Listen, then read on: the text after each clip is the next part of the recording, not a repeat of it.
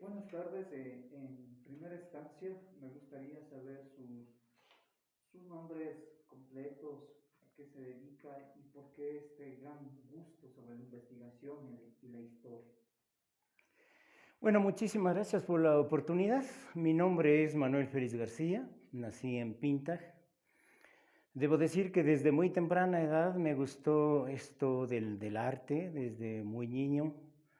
Recuerdo que yo solía sentarme siempre en el último asiento porque yo tenía la oportunidad de dibujarles y pintarles a mis compañeros y a mi profesor.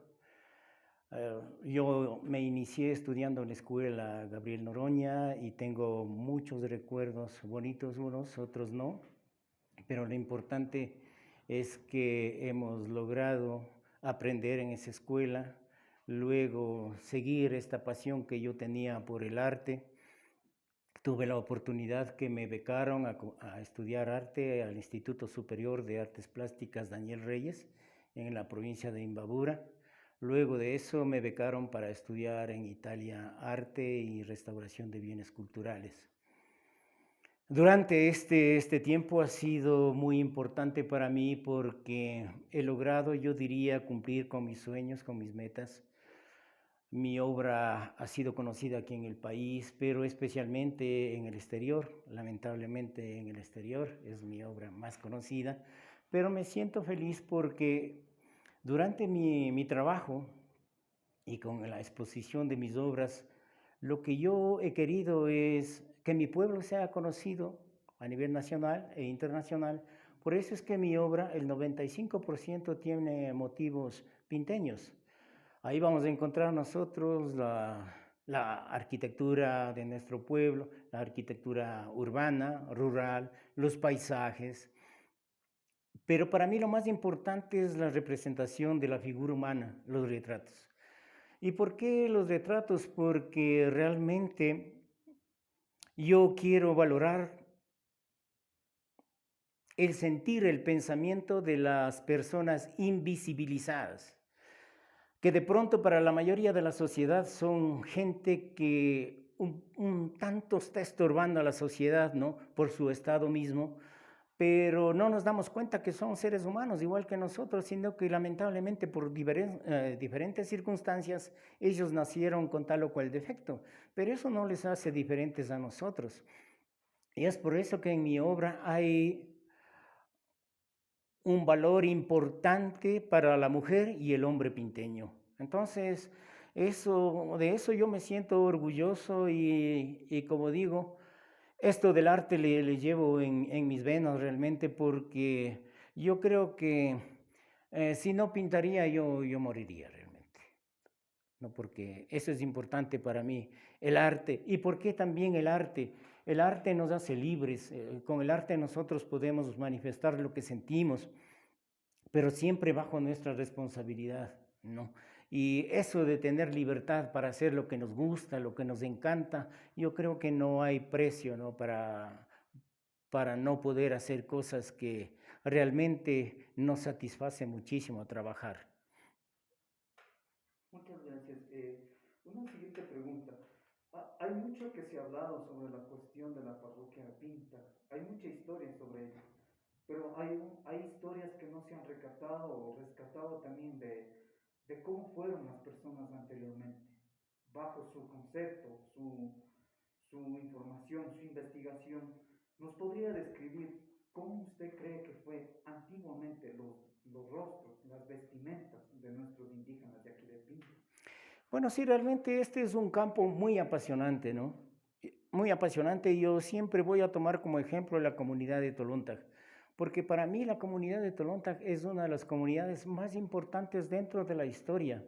Vamos a hablar un poquito de la época aborigen, cuando nosotros estábamos dirigidos por un señor principal llamado también cacique, y yo mantengo mi teoría que Pintag vivió en Tolontag. Vamos a comentar por qué yo creo que Pintag vivió en Tolontag. Apenas se da la fundación de Quito, se empieza a repartir las tierras a los españoles que pusieron dinero para esta gran empresa de descubrir América.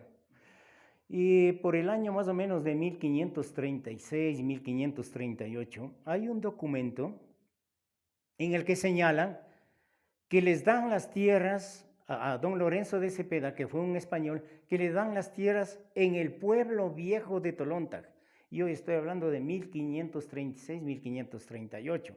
Y si estamos hablando de un pueblo viejo de Tolóntac, ya podemos imaginarnos que esta sociedad de Tolóntac es una de las más antiguas. ¿Pero por qué más? Porque cuando se empieza la repartición de tierras, se habla solo de 3 sitios importantes aquí en Pintaj. Estos 3 sitios importantes va a ser la comunidad de Tolóntac, una, Xangallí, que es por acá por San Elías, e Ichubamba o Ipatichubamba. Estos son los únicos 3 sitios que se nombran.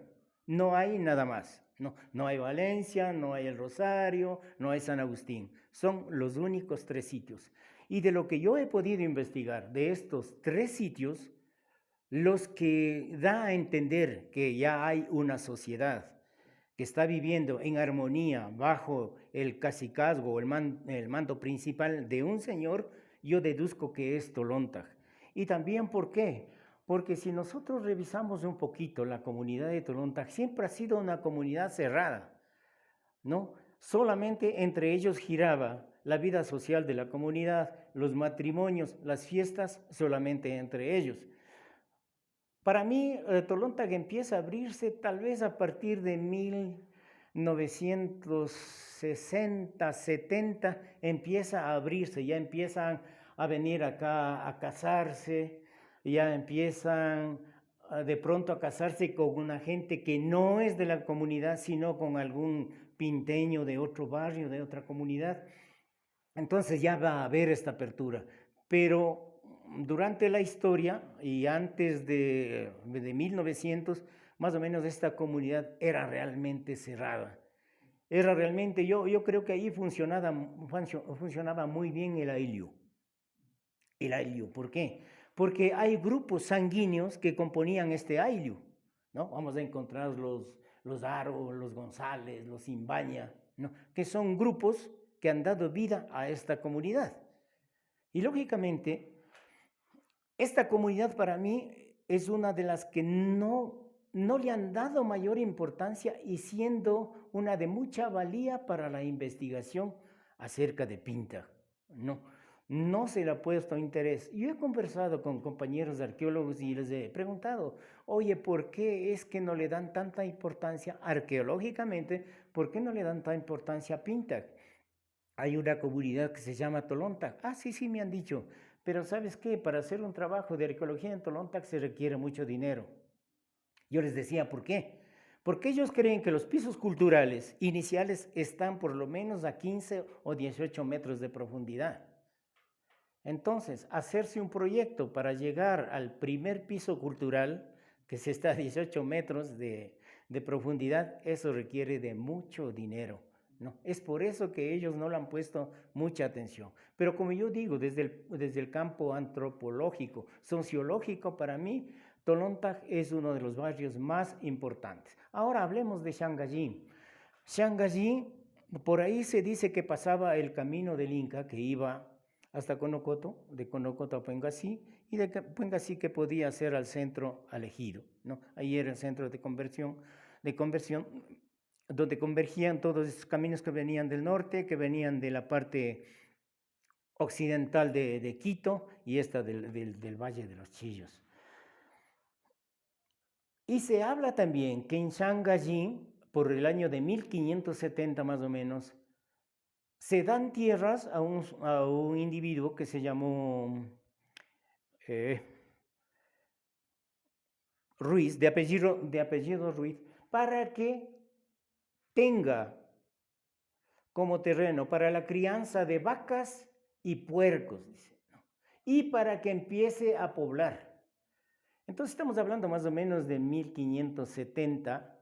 Hay otra referencia que dice que por el camino de Xangallí se encontraba un gran tambo que se encuentra totalmente destruido. Este dato es de 1536, que se encuentra totalmente destruido.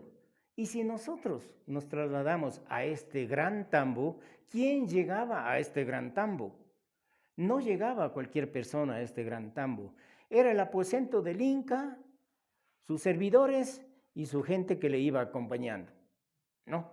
Para eso habían los otros tambos. Aquí dicen el gran tambo. Y el gran tambo es lógicamente donde iba a estar el gran señor. Porque aquí yo considero que aquí en Pinta por lo menos le tengo ubicado también otro tambo que no, en cuanto a dimensión creo que no será ni la cuarta parte. Perdón, hay dos tambos más, ¿sí? Uno está ubicado en Oñaro y el otro está en la laguna de Muerte Pungo. Y el otro sitio que es de Ichubamba yo creo que es importante porque allá van a llegar los padres dominicos, ¿no? Parte de los padres dominicos, pero hay que tomar en cuenta también aquí en Pinta el proceso de evangelización. Una vez que ya se funda Quito, más bien dicho, ¿cuál era el propósito de la Real Corona de fundar América? ¿Cuál era el propósito? El propósito era evangelizar, extender el territorio español y, lógicamente, llevarse las riquezas que tenemos en cada uno de estos poblados. Entonces, a partir de 1568, por eso es que a Pinta le tomamos la celebración como parroquia eclesiástica desde 1568. A partir del año 1568, a las diferentes comunidades religiosas, mercedarios, dominicos, jesuitas, les repartieron las comunidades de lo que hoy es el Ecuador para evangelizarles. Y a los dominicos les correspondió evangelizar a Pinta. Entonces vinieron ellos primero a evangelizar. Mire que es muy importante, volviendo a esto de Tolonta. Don Lorenzo de Cepeda desaparece de este contexto como encomendero, pero a la primera comunidad religiosa que le van a dar Tolonta es a las hermanas de Santa Clara. Las monjas de Santa Clara se van a hacer cargo de Tolonta, porque tenemos documentos tempranos, como un documento de 1670, donde que llevan una pareja de individuos que viven en Conocoto para que trabajen los ladrillos para el horno de teja y ladrillo. No, ya tenemos esos datos nosotros. Entonces van a ser propietarios de ellos. Y eso también es importante porque se pueden imaginar ustedes, fundada la ciudad de Quito, no teníamos cal. Se empezaron a construir los primeros edificios, sean estos religiosos o de gente importante de Quito, pero no tenían con qué dar estructura a las paredes. Pongamos un cemento de la época de ahora, pero en aquella época, ¿qué? Entonces viene de España el uso de la cal y arena. Pero aquí no teníamos cal por 1550. Y este encomendero Ruiz, Francisco Ruiz, pide autorización a la corona para que le permitan investigar dónde se puede encontrar las minas de cal aquí en lo que es el Valle de los Chillos. Y es así que empieza a buscar y encuentra en Tolontac la primera mina de cal. Esta mina de cal va a servir para encalar ya las construcciones en Quito. De lo gris que eran, pasa a ser ya una ciudad blanca. Pero además de servirnos como encalado, como de color blanco, también sirvió para hacer este mortero, asentar los adobes y asentar los ladrillos para darle mayor estructura, mayor cohesión a esta estructura. Entonces se hace un mortero compuesto de cal y arena. Las proporciones son 2:1, que el momento que ésta se seca es casi como el cemento. Es casi como el cemento. Es tan fuerte, por eso es que los monumentos religiosos han soportado casi 500 años, ¿no? A pesar de que hemos tenido algunos terremotos, temblores muy fuertes, se ha mantenido en pie. Entonces, yéndonos nuevamente a la comunidad de Tolonta, como digo, yo creo que es el único barrio de Pinta donde todavía podemos encontrar gente que utiliza su manera de vestimenta. La alpargata, qué sé yo, antes sería la huechota, ¿verdad? tenemos los vestidos del anaco de lana, tenemos...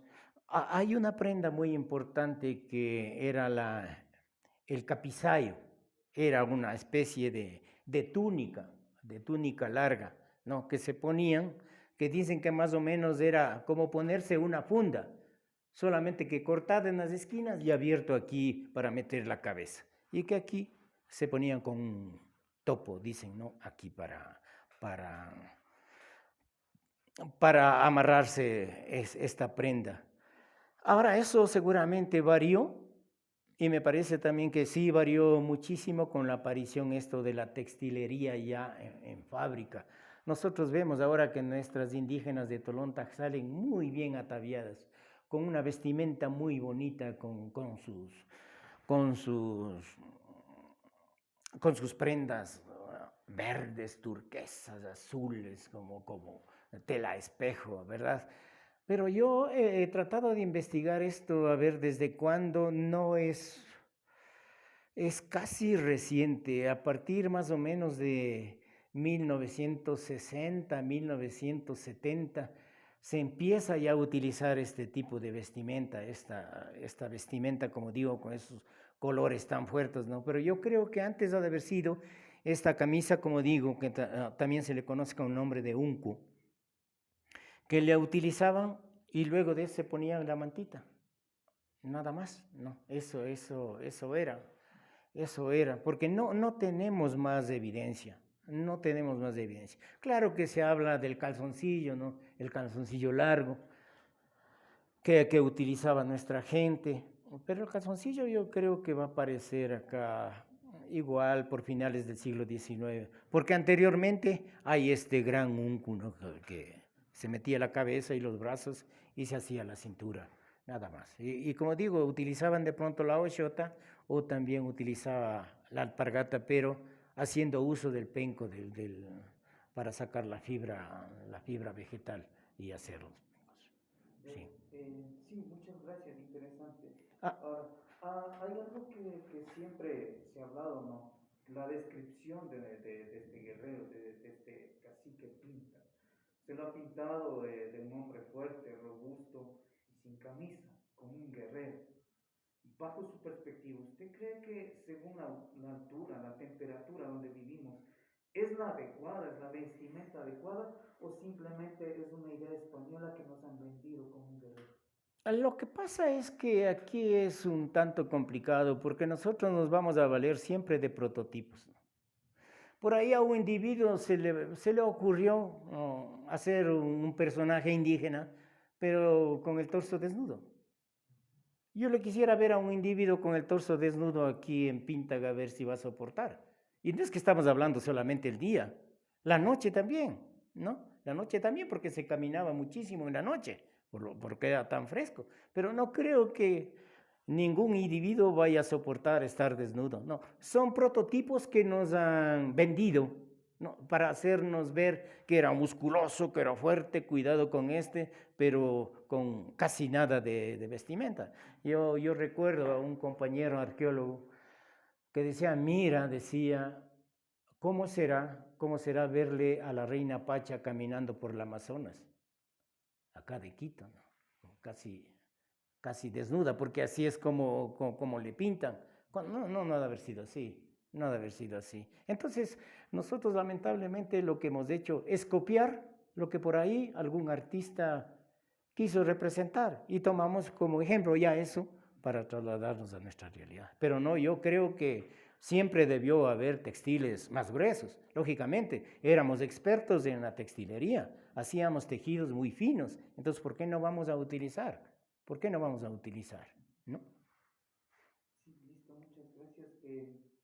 Habíamos hablado también sobre esta cuestión ya yéndonos un poquito más a la época del cacicazgo o de Pinta, ¿cuáles serían los posibles castigos que podría tener un indígena que, digamos, no esté de acuerdo en colaborar con el pensamiento, con la mentalidad de Pinto, bajo su investigación? ¿Tiene algún proceso o hay algún castigo muy propio aquí que se ha realizado? Yo lo que podría hablar es de lo que he tenido la oportunidad de investigar, porque también me ha llamado a mí la atención la historia de la iglesia aquí en Pintag. No, porque yo siempre he averiguado a los mayores, ¿esta iglesia será la única que ha habido? Sí, me decía Manuelita, esta es la única, esta nos dijeron nuestros padres, nuestros abuelos, pero yo decía, vamos a tener ya 500 años de colonización, no puede ser. Entonces también fue mi idea de ponerme a investigar esto de la historia de la iglesia de Pintag. Y aquí he encontrado, veníamos comentando, castigos muy crueles. ¿Y crueles por parte de quién? Por los encomenderos unos, otros por los evangelizadores. No, por supuesto hay un dato que construyen la iglesia en Tolonta, que no es esta, ¿no? Hay otra anterior. Construyen la iglesia con la finalidad de que vayan a la doctrina. Y el curita se queja que no va a la doctrina, sino que estos indios salvajes se pasan a las huacas. Le pido a usted, Majestad, ayudarme. ¿Con qué debo obligarles a que vengan a la misa, a la doctrina? Entonces hay otra contestación que dice, no, anda por cada una de las casas y diles que si no van a la doctrina, no van a la misa, les vamos a meter en el cepo, les vamos a cortar el cabello y les vamos a dar azotes. ¿No? Hay datos importantes que se habla de 100, 120, 150 azotes montados sobre un asno en la mitad de la plaza. Bueno, eso nuestro indígena podía soportar. Lo que no soportaba y era humillante para él era que le corten el cabello. Porque nuestro cabello tenía sentido cosmogónico. Estábamos viviendo con nuestros dioses, con nuestros montes, con nuestros nevados y queríamos similar nuestro peinado a nuestros dioses, ¿no? Y también había esto del cepo. El cepo también era otro castigo muy cruel, ¿no? Eran 2 tablas, ¿no? Y en un filo tenía una bisagra que le permitía levantarse a una tabla. Pero aquí tenía un medio círculo, acá otro medio círculo, en la otra tabla otro medio círculo, que cuando se cerraba tenía 2 círculos perfectos, donde al indígena le hacían meter los pies y los brazos y les tenían hasta por 48 horas. Otro castigo cruel, que si no iban a la doctrina, no iban a la iglesia, les incendiaban sus casas. O sea, era tremendo, Y yo creo que por eso es que nosotros tenemos una sociedad, yo diría, un tanto rebelde, un tanto furiosa ante estos maltratos que hemos recibido durante siglos, ¿no? Y que lo hemos venido soportando. Entonces, para mí, esos son los castigos más tremendos que ha habido en la época. Ahora, en la época inca, sabemos que a los que robaban, a los que mentían, a los vagos, iban a las peñas y los despeñaban y punto. A los que robaban les despeñaban y punto. Se acabó el asunto. Es los datos que nos dicen los cronistas, ¿no? Yo no he encontrado ningún documento. Lo que sí les puedo hablar de este documento que he encontrado, de la investigación que hacía a la iglesia de Pintag. Y también, yéndonos a la Huaca, hay la iglesia y más allácito está la Huaca, que son 2 piedras grandes ubicadas en el terreno de este señor Galito, que ya falleció recién nomás. Asipuela me parece que era, ¿no? Ahí están los 2 monolitos grandes. Ellos iban al culto para allá. Porque para nuestro indígena era importante lo raro que sucedía. ¿Por qué solamente esas 2 piedras inmensas? ¿Quién les trajo? ¿Cómo así? Si bien es cierto que hay piedras a su alrededor, pero no de esa magnitud. Si mal no recuerdo, me parece que una mide 11 metros de largo, ¿no? Entonces, eso nos causaba admiración. ¿Por qué? ¿Quién les trajo? Y eso era sitio de culto para nuestros aborígenes. Entonces, No entraban a la iglesia, pero se pasaban a hacer su culto allá en la Huaca. Sí, muy interesantes sus datos. Ahora, lo que había yo investigado también un poco sobre esto esto que justamente los indígenas cogían y despeñaban a los rebeldes en este caso. Desde por ahí se veía unas montañas relevantes a las cuales por eso se les tomó como nombre Pucarás, porque Puca viene de rojo y Irá de Caras. Entonces tomaban ese nombre de un rostro rojo o una montaña roja porque se manchaba de sangre. ¿Eso estaría también dentro de los parámetros investigativos reales? Personalmente considero que no. Personalmente considero que no. ¿Y por qué no? Porque estos pucarás eran centros de culto, de adoración a nuestros dioses. Solamente que cuando vienen los incas, ven muy estratégico para defender ya su territorio ganado, y de lo que era un centro de culto, les convierten en centros militares para defender los territorios. Pero si nosotros nos ponemos un pucará, no tenemos un despeñadero. Podemos mirar, sí, quién viene por ahí, estratégico, sí, el sitio, pero más no como para que sea un abismo y lanzarles por ahí, ¿no? Y esto del pucará, en la época ya inca, era muy bien confeccionado. Mire que era como caracol, como churo. Por eso nosotros al churo que hay en las chupallas le conocíamos como el churo, ¿no? Vamos a churo, decíamos, porque tiene esa forma. Si nosotros le vemos desde arriba, tiene la forma de un churo. Entonces eran con 3 terraplenes. Al centro era la casa del cacique, el principal.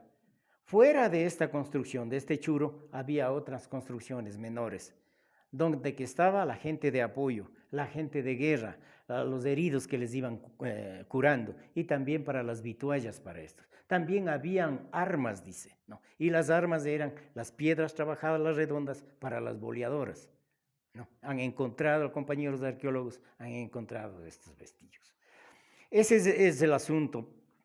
De ahí como para lanzarlos no considero. Habían otros sitios que lógicamente, si el momento que soltaban de ahí, pues era para adentro, ya no había otra más. Pero estos pucaras tenían, como digo, otra finalidad. Antes de la llegada de los incas, un sitio más alto donde podamos estar con nuestros dioses, y en la época de los incas ya vieron algunos, no todos, vieron algunos como recinto militar para la resistencia, para que no nos vayan reconquistando nuevamente la tierra perdida. En la parte final, ¿cómo usted nos podría describir desde su metodología o su imaginación a una mujer indígena y a un hombre indígena? Yo considero que la mujer indígena realmente fue de mucho coraje, ¿no? Fue de mucho coraje de mucho coraje y malentendida en aquella época de la sociedad. La mujer es la que más trabajó que el hombre, ¿no? La mujer estaba encargada del cuidado de la casa, del cuidado de los hijos. Ella tenía que hilar, tenía que cocinar, tenía que estar en el pastoreo. El hombre estaba tal vez para ver una que otra cacería, qué sé yo, de algún animal para llevar a la casa, pero los trabajos más fuertes estaban dedicados a las mujeres.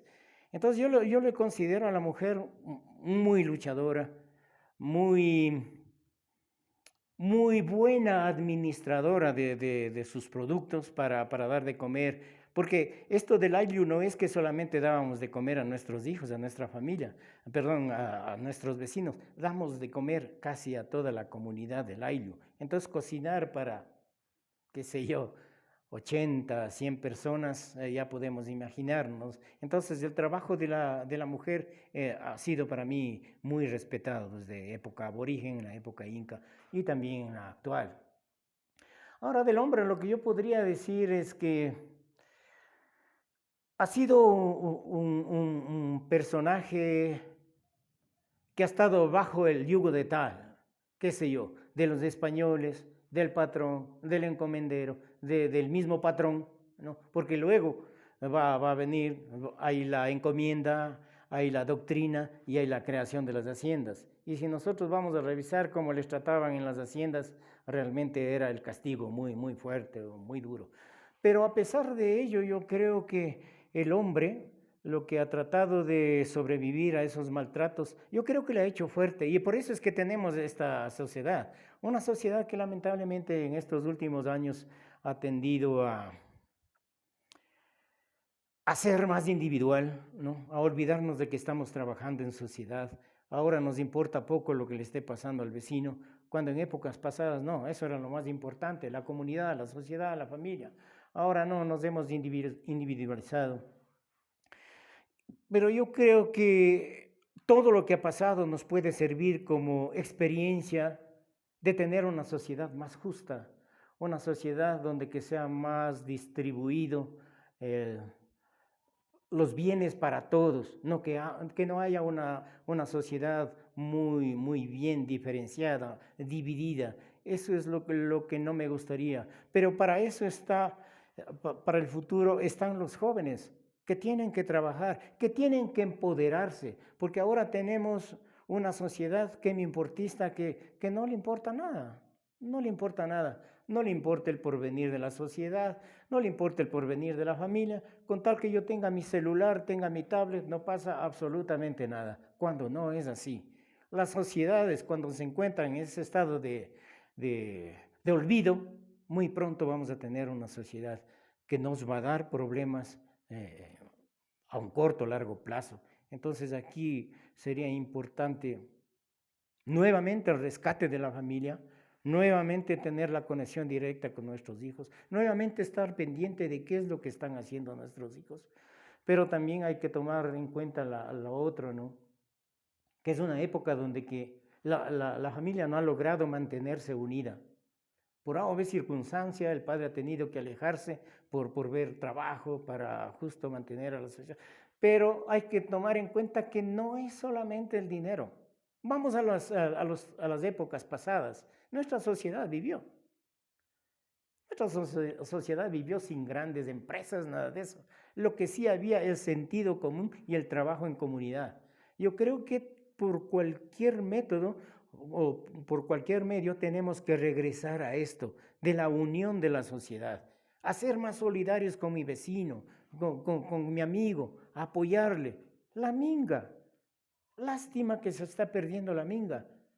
Cuando vemos que a base de minga conseguimos grandes cosas, construcciones de templos, de casas importantes para los caciques, para los curas, los caminos que se hicieron, los puentes que se hicieron. ¿Cómo se hicieron? En base de minga. Las cosechas que tuvimos, a sembrar cuánta extensión de terreno, y lo que cosechábamos nos dividíamos entre nosotros.